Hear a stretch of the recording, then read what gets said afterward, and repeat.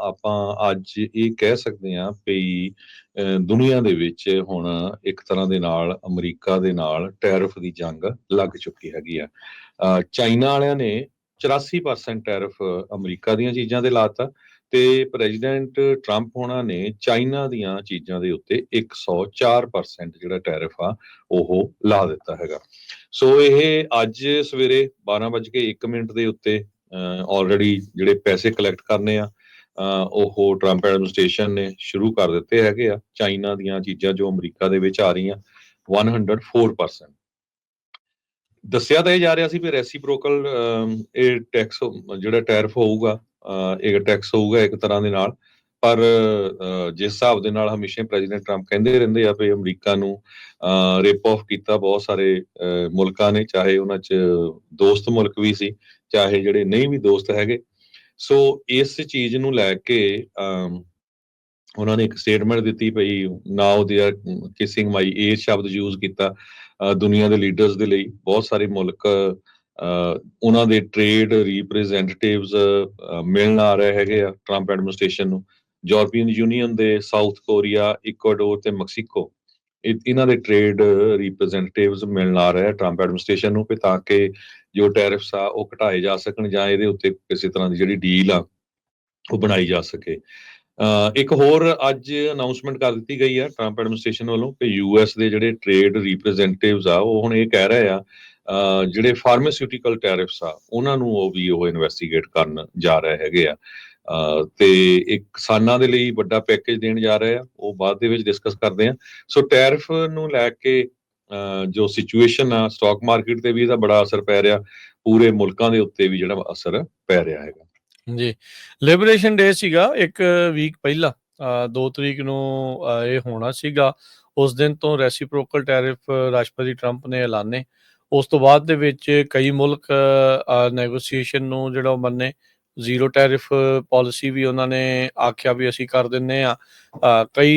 ਕਈਆਂ ਦੀ ਜਿਹੜੀ ਗੱਲ ਆ ਟਰੰਪ ਹੋਣਾ ਨੇ ਨਹੀਂ ਮੰਨੀ, ਪਰ ਚਾਈਨਾ ਇਸ ਟਾਈਮ ਕਹਿ ਸਕਦੇ ਵੀ ਪੈਰ ਫਸਾ ਕੇ ਪੂਰੀ ਤਰ੍ਹਾਂ ਜਿਹੜਾ ਉਹਨਾਂ ਦੇ ਮੂਹਰੇ ਫਸ ਗਿਆ ਆ। ਜਦ ਟਰੰਪ ਹੋਣਾ ਨੇ ਚਾਈਨਾ ਦੇ ਉੱਤੇ ਟੈਰਿਫ ਲਾਣੇ ਸੀ, ਓਨਾ ਹੀ ਜਿਹੜਾ ਟੈਰਿਫ ਆ 34% ਦਾ ਚਾਈਨਾ ਨੇ ਐਲਾਨ ਦਿੱਤਾ।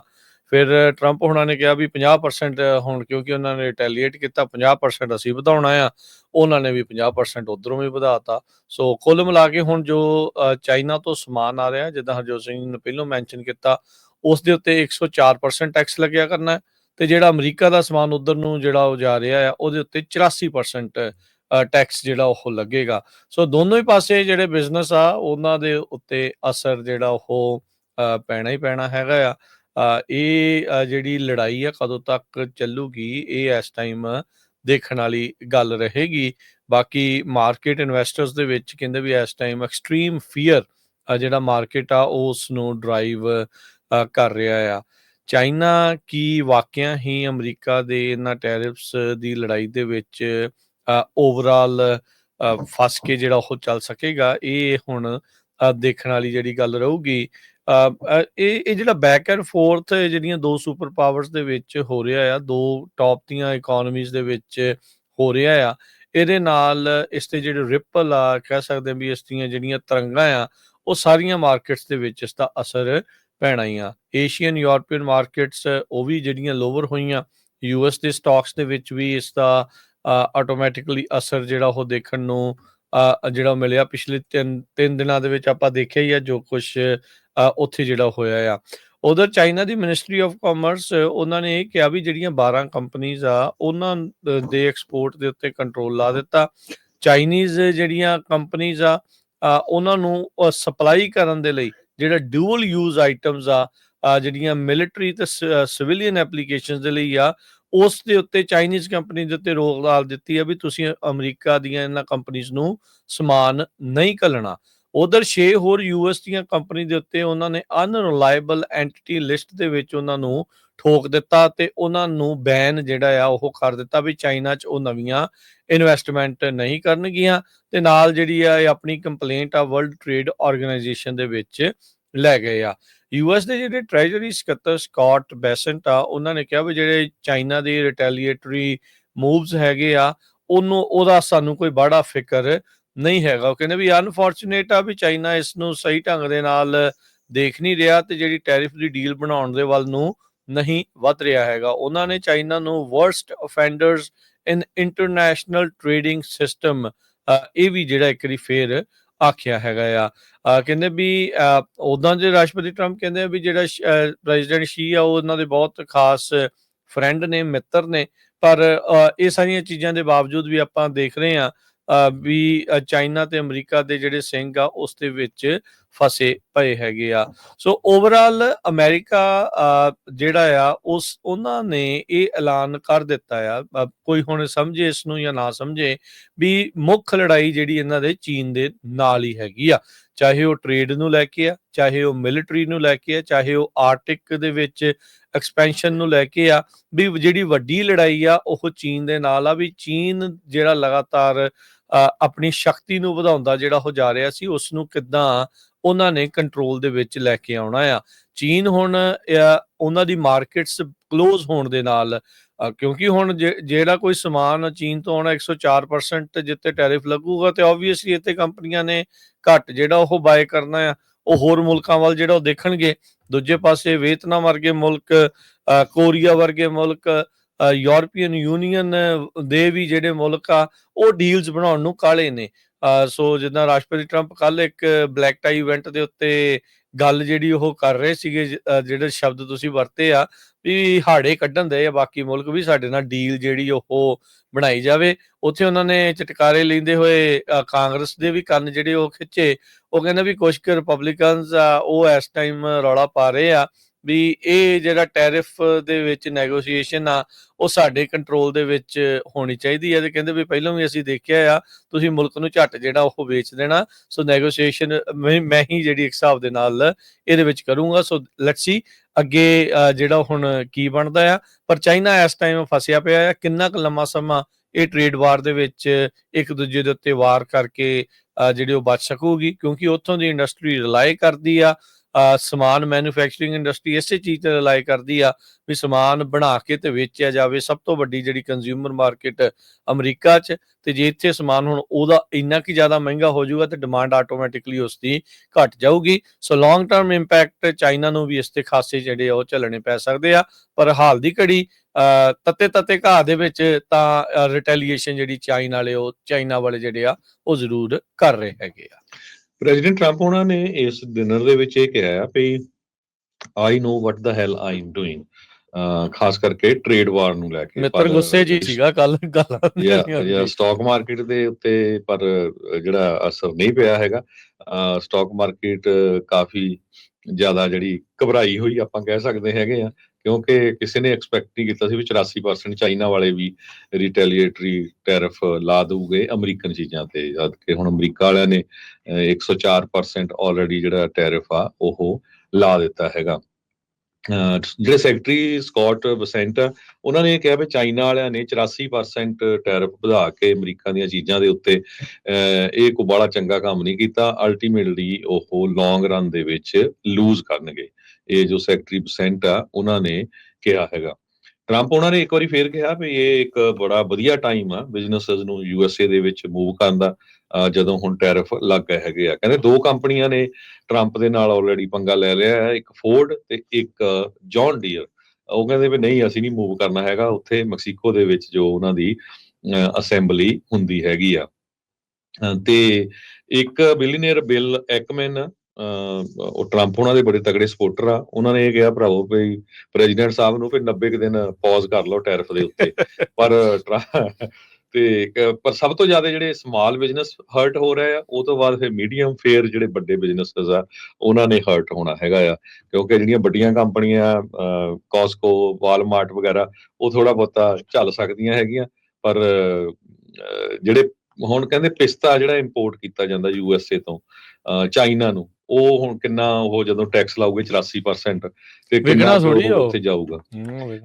ਸੋ ਇਹ ਚਾਈਨਾ ਦੇ ਜਿਹੜੇ ਫੋਰਨ ਮਿਨਿਸਟਰੀ ਦੇ ਸਪੋਕਸਪਰਸਨ ਲਿਨ ਜਿਆਨ ਹੈਗੇ ਆ, ਉਹਨਾਂ ਨੇ ਇਹ ਕਿਹਾ ਵੀ ਅਸੀਂ ਸਖਤ ਮੈਜਰਸ ਲੈਂਦੇ ਰਹਾਂਗੇ ਤੇ ਇਸੇ ਤਰ੍ਹਾਂ ਕਹਿੰਦੇ ਵੀ ਕੰਟੀਨਿਊ ਰੱਖਾਂਗੇ। ਜੇ ਪ੍ਰੈਜ਼ੀਡੈਂਟ ਟਰੰਪ ਹੁਣੀ ਹੋਰ ਟੈਰਿਫ ਲਾਉਂਦੇ ਆ ਤੇ ਅਸੀਂ ਵੀ ਇਸ ਨੂੰ ਜਿਹੜੇ ਹੋਰ ਟੈਰਿਫ ਲਾਉਣ ਜਾ ਰਹੇ ਹੈਗੇ ਆ। ਸੋ ਚਾਈਨਾ ਜਿਹੜਾ ਆ ਉਹ ਪੂਰੀ ਤਰ੍ਹਾਂ ਅੜ ਗਿਆ ਹੈਗਾ, ਖਾਸ ਕਰਕੇ ਟੈਰਿਫ ਦੇ ਮਾਮਲੇ ਦੇ ਉੱਤੇ।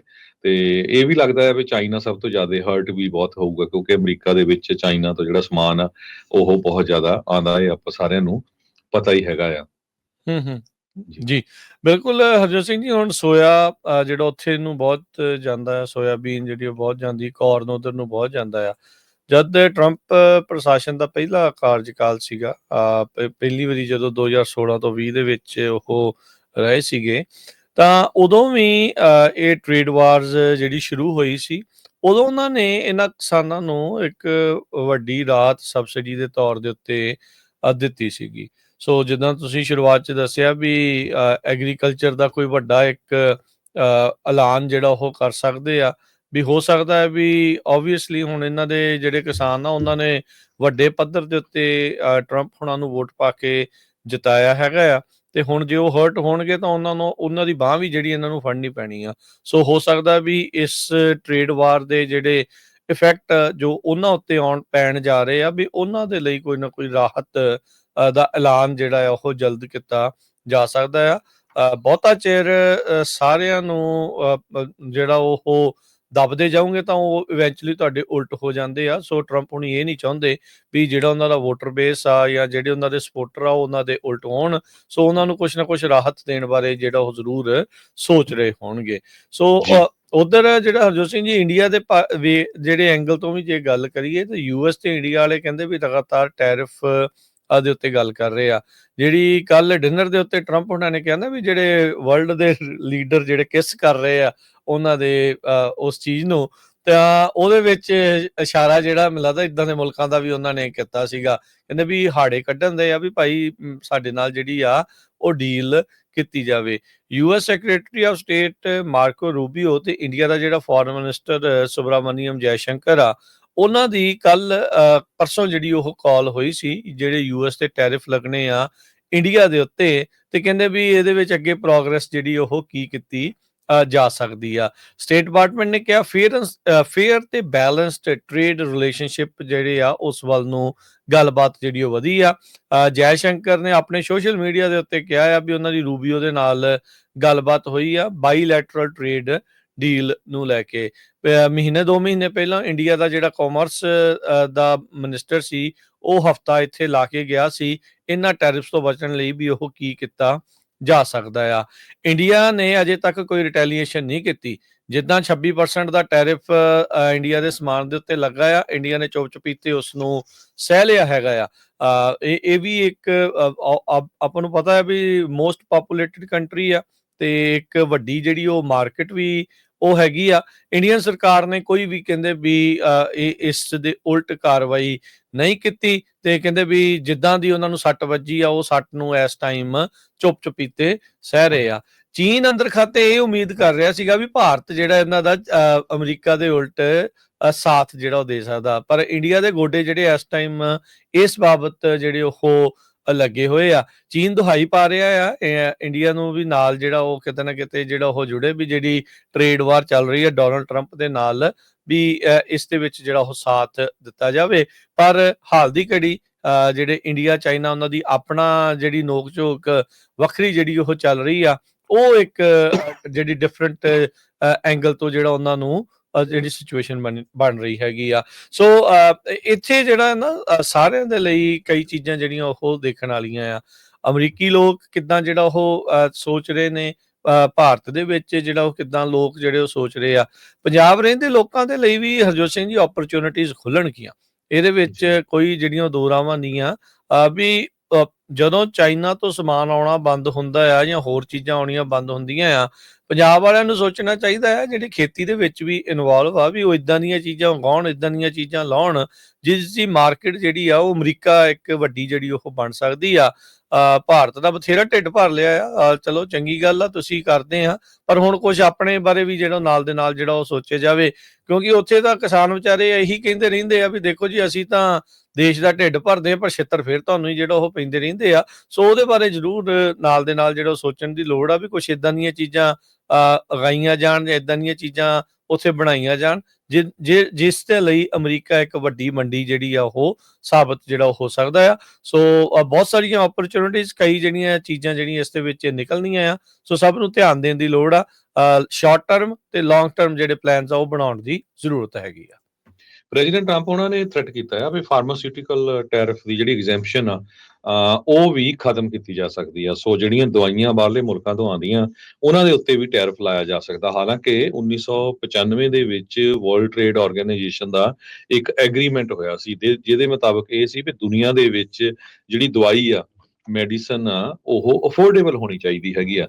ਸੋ ਜੇ ਇਹ ਉਹਦੇ ਤੇ ਵੀ ਜਿਹੜਾ ਟੈਕਸ ਲਾਇਆ ਜਾਂਦਾ ਸੋ ਉਹਦੇ ਨਾਲ ਜਿਹੜੀਆਂ ਦਵਾਈਆਂ ਆ ਉਹ ਹੋਰ ਵੀ ਮਹਿੰਗੀਆਂ ਹੋਣਗੀਆਂ। ਸੋ ਫਾਰ ਫਾਰਮਾਸਿਊਟੀਕਲ ਕੰਪਨੀਆਂ ਦੇ ਜਿਹੜੇ ਸਟਾਕ ਵਗੈਰਾ ਸਾਰੇ ਸੈੱਟ ਸੀਗੇ, ਪਰ ਹੁਣ ਦੇਖਦੇ ਆ ਅੱਜ ਦੀ ਨਿਊਜ਼ ਤੋਂ ਬਾਅਦ ਕਿੰਨਾ ਕੁ ਜਿਹੜਾ ਉਹਨਾਂ ਦੇ ਉੱਤੇ ਅਸਰ ਹੁੰਦਾ। ਚਾਈਨਾ ਤੋਂ ਬਾਅਦ ਹੁਣ ਜਿਹੜੇ ਯੂਰਪੀਅਨ ਯੂਨੀਅਨ ਦੇ ਮੁਲਕ ਆ ਉਹ ਵੀ ਇਕੱਠੇ ਹੋ ਗਏ ਆ। ਉਹਨਾਂ ਨੇ ਕਿਹਾ ਆ ਵੀ ਅਸੀਂ ਵੀ ਜੋ ਟੈਰਿਫ ਆ ਹੋਰ ਵਧਾਉਣ ਜਾ ਰਹੇ ਹੈਗੇ ਆ। ਯੂਰਪੀਅਨ ਯੂਨੀਅਨ ਦੇ ਮੁਲਕਾਂ ਨੇ ਅੱਜ ਵੋਟ ਕੀਤੀ ਆ ਜਿਹਦੇ ਵਿੱਚ ਉਹਨਾਂ ਨੇ ਕਾਊਂਟਰ ਮੈਜਰਸ ਇੰਟਰੋਡਿਊਸ ਕੀਤੇ ਹੈਗੇ ਆ ਟਰੰਪ ਟੈਰਿਫ ਉਹਨਾਂ ਦੇ ਬਾਬਤ। ਤੇ ਜਿਹੜਾ ਟ੍ਰੇਡ ਵਾਰ ਚੱਲ ਰਿਹਾ ਇਹਦੇ ਸੰਬੰਧ ਦੇ ਨਾਲ ਜਿਹੜੀ ਡੈਲਟਾ 에ਅਰਲਾਈਨ ਆ ਬਹੁਤ ਪ੍ਰੋਫਿਟੇਬਲ 에ਅਰਲਾਈਨ ਆ USA ਦੇ ਵਿੱਚ, ਇਹਦੇ ਉੱਤੇ ਵੀ ਕਾਫੀ ਵੱਡਾ ਜਿਹੜਾ ਅਸਰ ਆ ਉਹ ਹੋਣ ਜਾ ਰਿਹਾ ਹੈਗਾ ਆ। ਤੇ ਫਾਰਮਾਸਿਊਟੀਕਲ ਟੈਰਿਫ ਦੇ ਸੰਬੰਧ ਦੇ ਵਿੱਚ ਜਿਸ ਤਰ੍ਹਾਂ ਆਪਾਂ ਪਹਿਲਾਂ ਵੀ ਦੱਸਿਆ ਸੀ ਵੀ ਇਨਵੈਸਟੀਗੇਸ਼ਨ ਹੋਊਗੀ।